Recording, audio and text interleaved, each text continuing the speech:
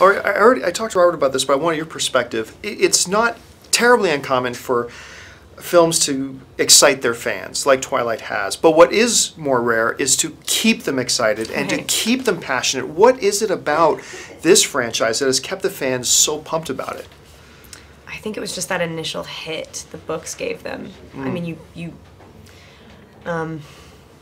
I think it just carried through. I think it says something sort of spectacular about like how simple the story is. It's not, yes, it's very emotionally layered, there's a lot going on, but I mean, at its base, it's like sort of, it's just so fundamentally like what we live for. It's a love story. It's like we reach, you know, we fit all the milestones in, and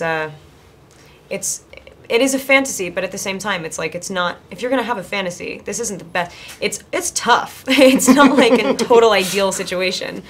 So, I don't know, there's a lot to deal with. There's just like, you know, it's sort of, it's never the same thing either. It does change a lot. Now, we see a lot of evolution in this film compared to the rest of them, and especially with Bella. We see a very different Bella in this film than we have in the previous films. When you guys were approaching this one, what was your philosophy in approaching Bella? How did you want her to come across and the characteristics you wanted her to have in this film?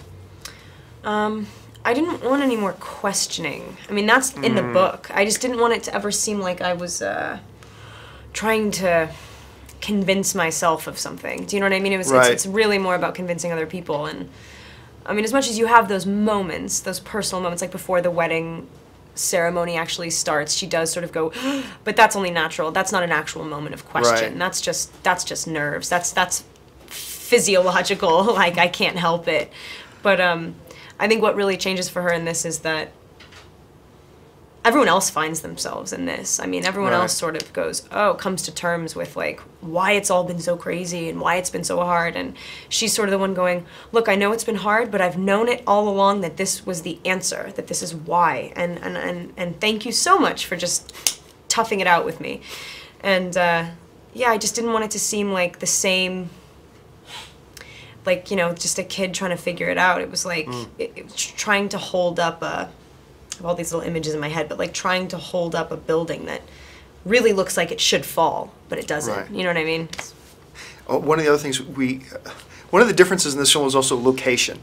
Now we've seen the characters travel a little bit, never to a place like where the honeymoon is. Where did you guys shoot that, and what was that like shooting there? We shot that actually in like 2 different places. We went to Brazil. We were in Rio.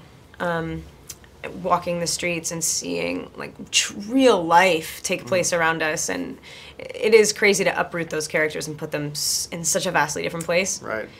And it also sort of just like felt very different to the rest of the movie. It was like we were away. It was like, nope, this is our time. We're in Brazil with it's just me, Bill, and Rob, and no one else. And it was good. It was a good experience.